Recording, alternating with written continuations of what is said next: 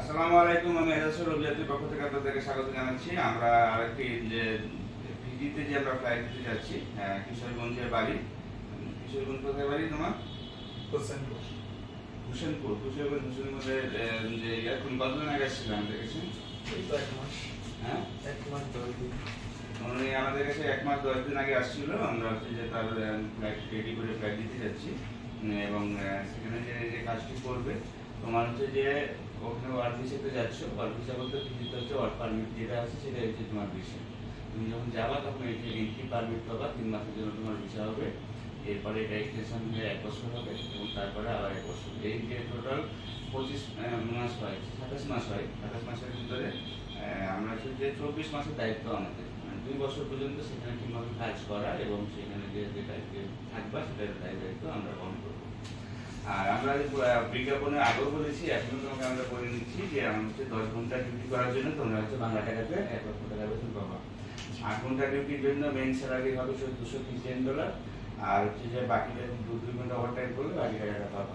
ঠিক আছে, টাকা কোম্পানি দিবে আর হচ্ছে 1 ডিউটি ফুড দিবে। এইসব কথা তো তোমাকে বলা হয়েছে, তাই না? যেহেতু তুমি তোমার প্রথমে তোমার মা বাবাই আসছিল, তুমি পরে আসছো। তো আমরা আশা করছি যে খুবই শীঘ্রই তোমাকে আমরা হচ্ছে যে ফ্লাইট উঠিয়ে দিচ্ছি, যেহেতু সব কিছু আমাদের ওকে হয়ে গেছে। আর যে স্যালারি এবং যে আনুষঙ্গিক যে বিষয়গুলো তুমি জানো তো।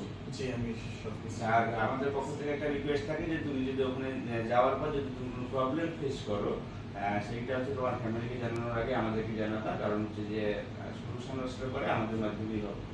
হ্যাঁ, এবং আমরা পুরোপুরি 2 বছরের জন্য দায়িত্ব নিচ্ছি। সুতরাং তুমি 2 বছর পর্যন্ত সেখানে কাজ করে মাসে 1 লাখ টাকার উপরে ইনকাম করতে পারবা। এই ব্যবস্থা ইনশাআল্লাহ আমরা করে দেবো। এখন তোমার যদি অভিযাত্রী সম্পর্কে কিছু বলার থাকে বা তুমি কেমন সার্ভিস পেলা এটা যদি বলার থাকে তাহলে বলতে পারো।